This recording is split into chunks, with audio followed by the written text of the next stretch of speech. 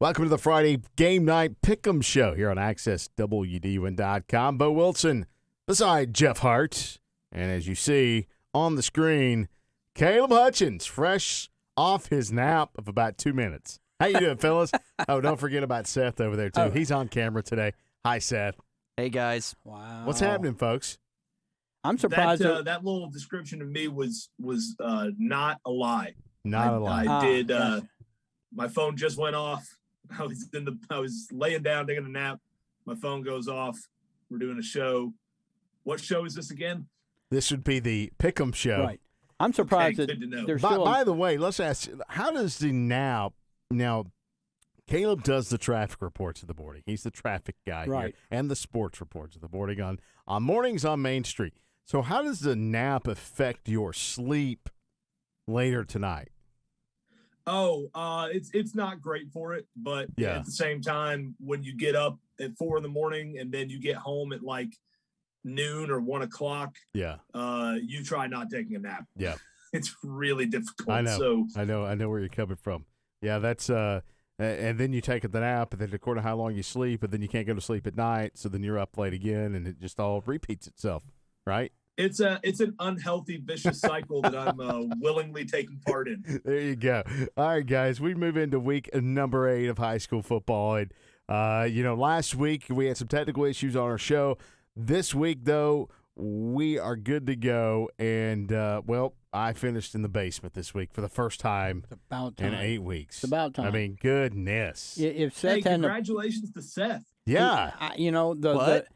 you're the wiener this week. and he picked the lone Lumpkin County picker, and they won. The lone Lumpkin County picker. Picker. Yeah. Well, yeah. And I think, I you just know, that good. I want to hear an explanation. How did you arrive at that to know you wanted to pick Lumpkin County? Hey, look, great job by the Indians. They won 2 straight. I tell you, this could be interesting this week. But how did you know, Seth? What kind of research did you do on that? eeny, meeny, miny, mo. Pretty much. Oh, okay. It was kind of the one where, like, I don't know. I just had a gut feeling Yeah, that you went with everybody the gut. else went the other way. I was like, this one's going to be the one to set me apart. Must have been that It was a bad great- taco you had kind of unsettled your Yeah, stomach. must have just been fate that I had something that upset my stomach that day. I just had a gut feeling. He got tired of us all picking the same winner on every game and felt like he needed to spice it up. Oh, is that what it was? So And it did me well. it It did. worked out Hey, great. I mean, Cooper Scott, did you thank him when you were up there on Monday? I didn't know I won. You should. I didn't know I won. Because nobody told me until right now. Yeah. Oh, well, sorry about that. It's all right. Seth. Yeah, so Cooper Scott with a big game for Lumpkin, and that win over Gilmer has them undefeated at 1-0 in the region. Are gaining the edge, Victor, subject this week. Yeah. It has a bad residual effect, doesn't it? Yeah, That's game of the week. that's game of the game week. of the week. Yeah. Okay. I get confused over which one's the bad mojo. Yeah. It's the game of the week. Yeah. That's why David Bishop doesn't want us up there anymore. That's right. Yep, and Is probably that- Sean Connolly will not want us there, and who, Flowery Branch will not want us there. so we're quickly running out of teams. Yes, we're quickly running out of the jinx there. But yes. All right, guys. So week number 7, what piqued your interest, Caleb, in week numero 7? I think it was we had some blowouts. Jefferson and Buford kind of took care of business. Then we had the big Raven Pierce game, but under the fold, to use some news lingo, we had some upsets and not, we talked about Lumpkin County, but not just upsets, but upsets that really matter too.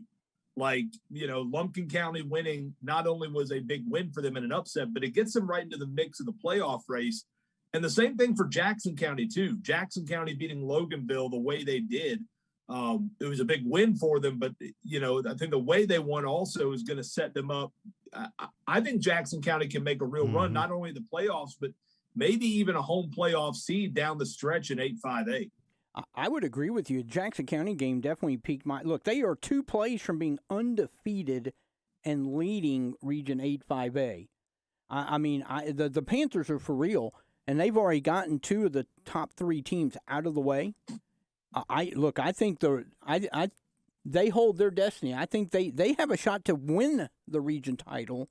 I know they lost to Clark Central, but Clark Central still has, Loganville to play and the East Side still to play. So anything can happen. The Panthers really jumped out at me. The Lumpkin County winning that.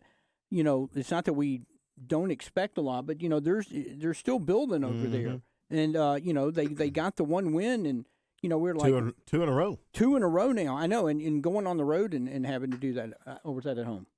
That was at home. That was at home. But still, that was a big win, and boy, that put a huge dent in Gilmer's.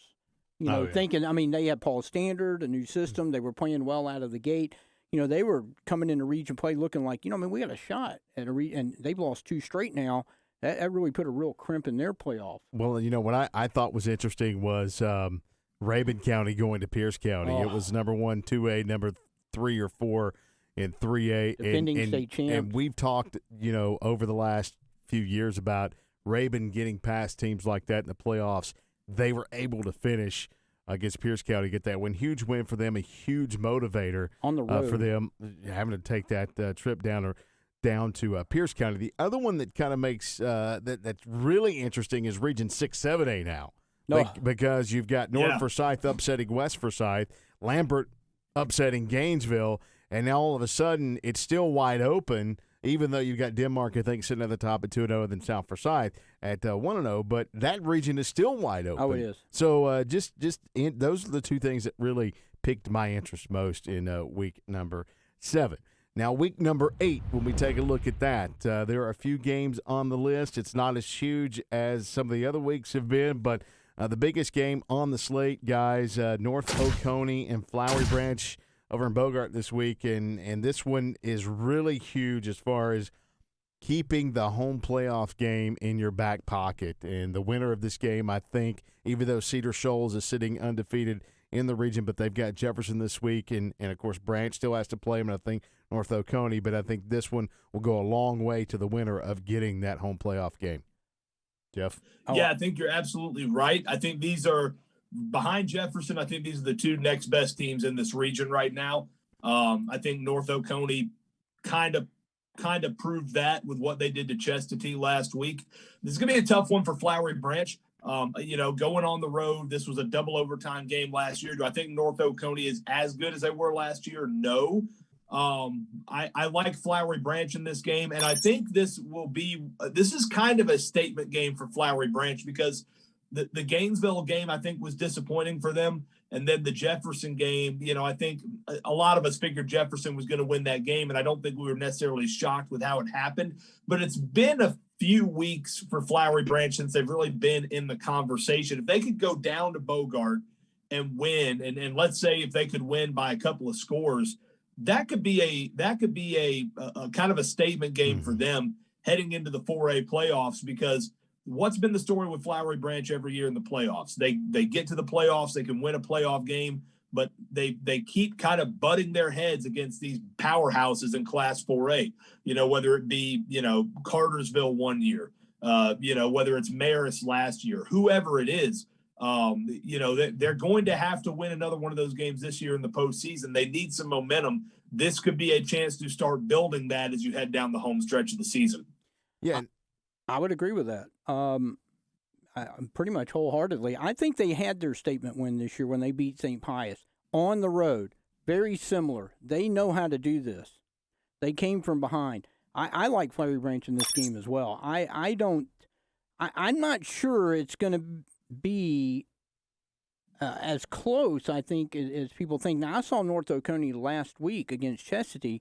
Their quarterback was 18 for 18, but Chestatee doesn't have the secondary that Flowery Branch does. They don't have the defense that Flowery Branch does. That guy, he's not going to be able to stand back there and just pick them apart.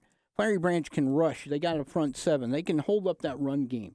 I think this is a game that Flowery Branch should win this game by at least a couple of scores. I agree with you, Jeff, that they got their statement win earlier this year over St. Pius, but let's just be honest about it. That was in August, and we live in what is a "what have you done for me lately" society. Yep. And nobody's talking about that St. Pius game right now. I think for Flowery Branch, it did some things for them confidence wise. I think they can look back on that and see, hey, we're still a really good football team. But I think you're going to want another one of those performances late in the season to kind of remind folks of what you're capable of. If you look at North Oconee, they've played a very tough non-region. Flowery Branch has played a very tough non-region schedule. So both of these two teams, if you take them on paper and you take points scored, points allowed on paper, this is a ball game in my opinion. I think you've got the Elder running back, Dominic Elder from North Oconee. You've got Rollins at quarterback. Both of those only played, a half last week, as you said, against Chestatee, and they have plenty of rest coming in. But on the flip side of it, Flowery Branch has David Renard at quarterback. He led Class 4A in passing last year. Not sure where his numbers are this year as far as overall goes. You've also got Miles Ivy in the backfield. I think Malik Dryden in the backfield as well. You've got plenty of other guys downfield as far as receivers go. Right. So at any point in the game, I think David Bernard can take it over with a passing game, and if that's not working, I think the run game might open that up. It's going to be hard for me to pick against Flowery Branch this week. I think Flowery Branch is going to go down to Bogart with the intentions of making the statement and getting the win and helping their cause toward a home playoff win. That's what I believe is going to happen. I'm picking Flowery Branch to win this week. I'm not going to say they'll roll, as y'all want me to say, but they win this week. Seth, what you got? Wow. I think Flowery Branch will roll in this one. There we go. I'll take it over for Ebo. I've seen this Flowery Branch team. They continue to improve week to week, and that's kind of the name of the game for every team right now. If you can continue to do that, you can continue to get better and push through your region schedule. So with this continuously improving Flowery Branch team, I'm gonna side with them this week. The last note on this. You mentioned non-region schedule. Flowery Branch went 3-1 against that tough non-region schedule. North Oconee only went 1-3. I think Branch does roll. I think they do roll. I think Branch. Branch wins this one.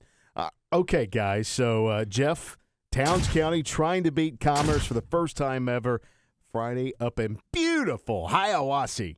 And this one will be interesting as far as this game goes. Commerce is not the Commerce of the past, but Commerce has shown improvement over the last couple of weeks. Well, they have. They've looks like they're starting to kind of get that triple option going. They had 300 yards last week. Not a very good Greene County team. Towns County is better than Greene County.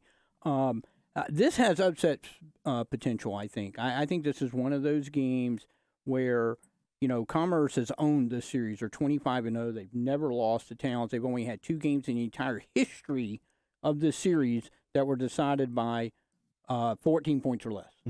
So, this has been an ugly series for Towns County. But this team has a lot. They have the Class A Public's leading rusher. They have a good offensive line. They have a balanced offense. And for the first time in a while, they have a really good defense that I think can, they know what Commerce is going to do. Jason, Coach Rockmore has he's seen it a couple of times now. He knows what's coming. I'm going with the Indians at home to get that first ever win over Commerce. I think this could go down to the last possession. I think it's going to be close. But I think Towns I can agree. pull I this think out. it's going to be close. I think we could say this pretty definitively. In the decades that Commerce has played Towns County, and they've never lost to them, this is the toughest matchup Commerce has ever had with Towns County. You've got a Commerce team in their first year under new head coach.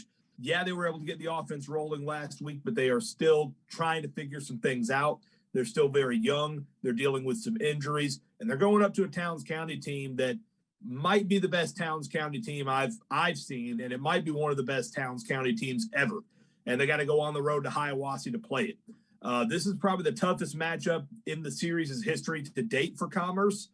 That said, I'm still taking the Tigers. I think they find a way. I think it's going to be a low-scoring defensive game. I think Commerce wins this one in the neighborhood of 28-17. What a build-up you just gave us Not there. Not only a pick, but a pick with numbers. Good score. Wow. Yeah, the build-up was just huge, Caleb, but then you just went right the opposite.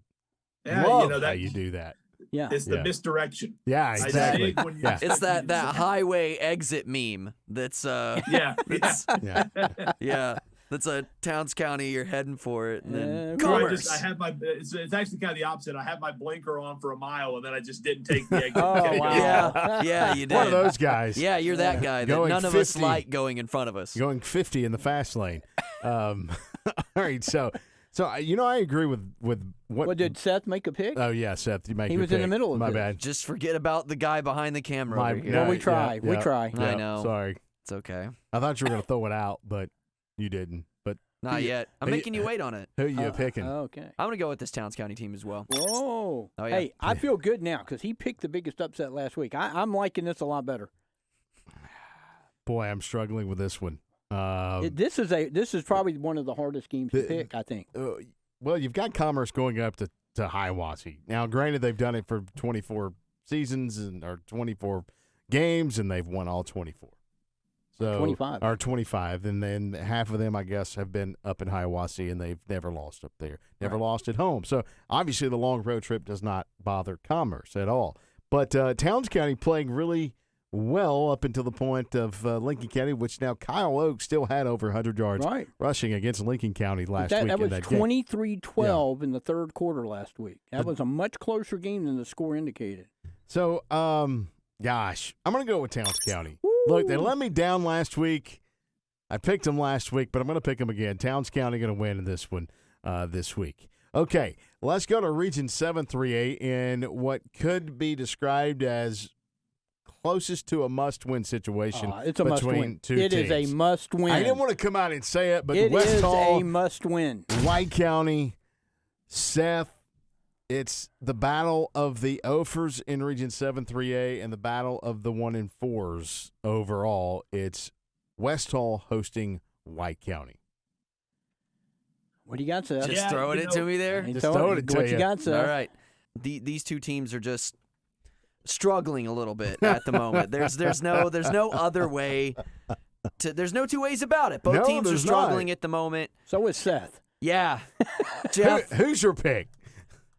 I'm going to go West Hall. I think they're going to pick up the there win. you go. I think they're All going to pick up the All win. right. Okay, so I believe this is going to be a game between quarterbacks and the line of scrimmage, because you've got quarterback problems at both schools. You've got. Look, I you've think got West Hall has been getting some good quarterback play. We're not sure what the problem is. It's defensively, I think, might be the issue. You've got Trip Nix up at White County. You've got Nick Sturm over at West Hall. Now, if you look at the stats, I think White County averages like 300-plus yards a game offensively.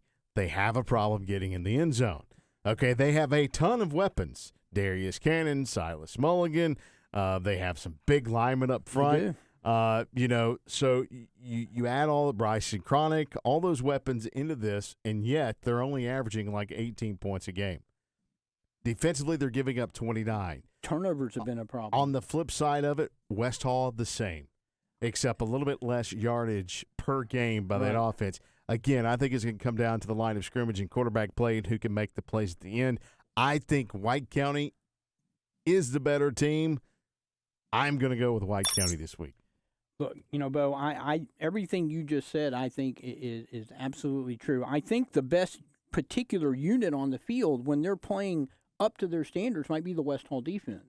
I mean, they've got a lot of talent, but they have not played. I don't know if they're battling injuries or some other issues. They just haven't played very well in the last 2 or 3 weeks. However, I think White County has the two best players in the game. Mm-hmm. So with that being said, I'm gonna go with White County in this one because I maybe they figure it out somehow this week.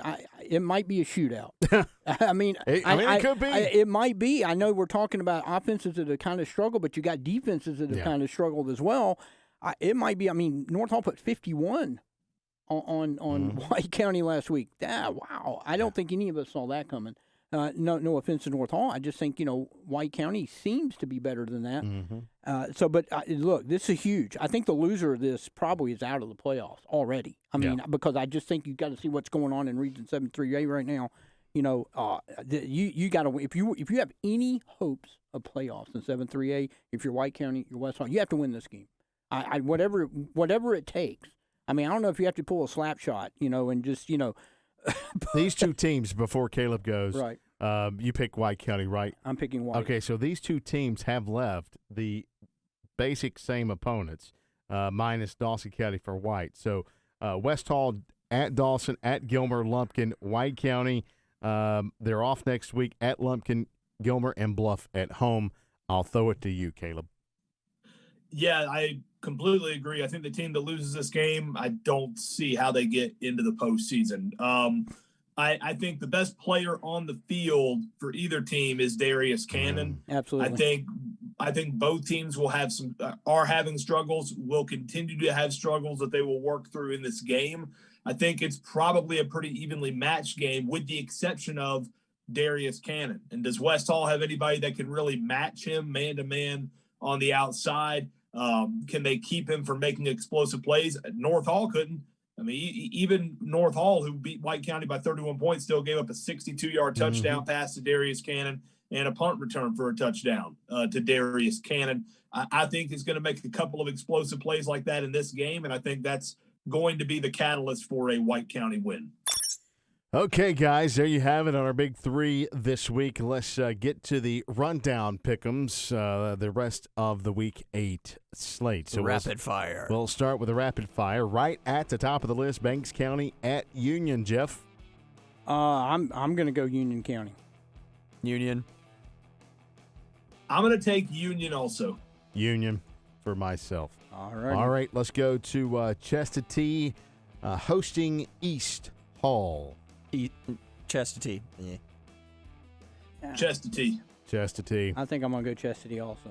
Okay, let's go Dawson County at Gilmer. Dawson.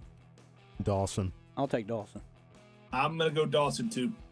All right. East Jackson at Monroe area. Man, how difficult is the East Jackson schedule? Their next three opponents are all ranked in the top 10. Mm-hmm. I'm going to have to. I just Monroe area is really, really good. I'm going to go Monroe area. Ditto. Monroe area is too much. Monroe area. Okay, and we've got Habersham Central hosting Dacula. I'll go. I'm gonna take Dacula. Habersham they still got some problems they got to figure out. Agreed. Dacula's starting to play their best ball of the year right now. They've put up over 50 points in their last two games, and I think they do it. Well, I don't know if they'll put up 50, but they're going to put up a good amount of points, and they'll beat Habersham Central. Yep, I agree. Dacula wins that one. Jackson at Johnson. I'm going with the Panthers. I will go with the Panthers as well. Panthers. And I will too. Jefferson traveling down to Cedar Shoals. Not going to pick against the top-ranked Dragons. I'll go with the Dragons. Seth, you got an upset special on this one? You Not on that one. Gut feeling on this one? Nah. Nothing. My gut says Jefferson will roll. Yeah. Okay, I think Jefferson will roll and roll and roll and roll and roll. Yeah. Like a ball down a hill. Jefferson will win by a lot of points. A lot of points. By a lot of points. Okay. Can Lakeview get a win at Kings Ridge this week? This is another. Yes. I got Lakeview. Okay. Okay. This is a tough one to pick because I kind of feel like Lakeview is, they're young. They had a tough schedule. They've had some issues. Kings Ridge not that good, but Lakeview's, they're way down from last year. This is a hard one. But you know what? I feel like the Lions can get it going here. I'm gonna take Lakeview. I'm gonna take them too. I'm going to take Lakeview as well in this one. Okay, North Hall at Lumpkin County. Trojans. Oh, you're just going to go. I thought maybe you were. Well, I thought you were going to go an upset again this week. I wasn't I real was sure. I thought it might happen. I think it'll be closer than we all think it will be. He has to pick North Hall or David Bishop's going to come get him. First of all, that's not true. Second of all, I think North Hall is going to be a little bit too much for this Indians team. I think it'll be a lot closer than a lot of people are expecting, but I still think North Hall takes it. Okay. All right. North Hall rolls in this. So Rabun County, Did by we the get way, the rest of y'all's We pick? missed also- 2 picks. oh, I'm picking North Hall. I'm also Okay. taking North Hall. Okay. We just tried to move on without half the crew's picks. Sorry, I thought we'd all picked. My bad. You didn't pick. I said North Hall. I mean, come on. After I called you I out mean- on it. Okay. Continue. All right. I mean, I could have been asleep and you could have said North Hall and I would have said yes. So, I mean, Okay. Rabun County has a game change. Riverside had to pull out because of COVID issues. So Rabun County picked up, I think, 6A Grovetown? They did. And they will host them this week. Know nothing about them, but I'm going with Rabun County. Yeah, I'm not sure I've ever seen Grovetown in 30 years of watching high school sports. Yeah. I don't even know how old the school is. This Rabun County team is something special. It is. Agreed. I go with Raven. Me too. Okay, Druid Hills at East Forsyth. I'm going with East Forsyth. Same. I'm going to go with Druid Hills. Broncos win, and I think they will win this. I think they will set a school record for points in this one. I think they cracked 30. I agree. Really? So I'm going to be the lone person. I don't know why you're going to be the lone person, Why? but sure, Jeff, you picked that. Well, hang on a 'Cause- second. What do no, y'all know that I He's, don't? he's No, no, no. adopting my No. strategy. No, no. You- No, you go ahead and pick Druid Hills. Okay. All right, you're daring me. I'll do it. Okay. All right. Forsyth Central at North Forsyth. Wow. I got to go Forsyth first. Central is at the bottom of the region. I think they're going to finish there as well. North Forsyth going to roll off of that big win last week with some momentum, and they're going to win this week. I'll take North Forsyth as well. I'm going to take North Forsyth, but this has trap written all over it. Well, it was they North Forsyth knocked off West Forsyth last year, had the letdown game the next week against Central. Kind of the same path this year, but I think North Forsyth gets it done over in Rada Valley. Right. I think they learned from that. Hopefully, you can't back up a huge win like that with a clunker the next week. A team you're supposed to beat. They should beat Forsyth Central. All right, guys, there's the picks. There you have it. We have done everything. Rundown of all the teams. Should be an interesting week of high school football. And a couple sentences are left. Jeff, what are you expecting out of week number 8? Well, I'm expecting to see a little more shape taking form in 7-3A, and I'd like to see really which team that's going to be left between White County and West Hall, because I think both teams have a lot, and I think whichever team wins this and will have that momentum, that could be the catalyst to get them going. That's what I'm really looking at, and that Flowery Branch-North Oconee game, I would like to see 10 sentences, but that's good. Yeah, 10. I can make as many sentences as I want. I know you can. And I'm going to. And I'm going to keep this going until I'm ready to finish. I'm interested to see the Commerce Towns County finish and see what happens there, and also interested to see what happens over at the Hot Gates in Oakwood, Caleb. Jackson County, I think, will roll past Johnson this week, but I think Coach McWhorter and the Panthers, I want to keep an eye on what's happening in the rest of 8-5A, because Jackson County, I think, will get a win this week, and I think they're off next week as well. The Panthers could have some things kind of lay out in front of them over the next couple of weeks if they can take care of business in Oakwood Friday night. I see a big game in Oakwood, and I also see a big game in Hiwassee. There you have it, folks. There it is. And make sure you stay up to date with all your high school football on our Friday game night page at accesswdun.com. And on the socials, we're on Instagram, Facebook, and the Twitter. You can keyword search Access WDUN Sports on Facebook and Instagram. And we are at Friday Game Night on Twitter. It's at Hutch9473 for Caleb, at Hart JJ22 for Jeff Rowe, at the Bo Wilson for me, and Seth just takes control of our Instagram account as well. Folks, for everyone here, enjoy week number 8 of high school football.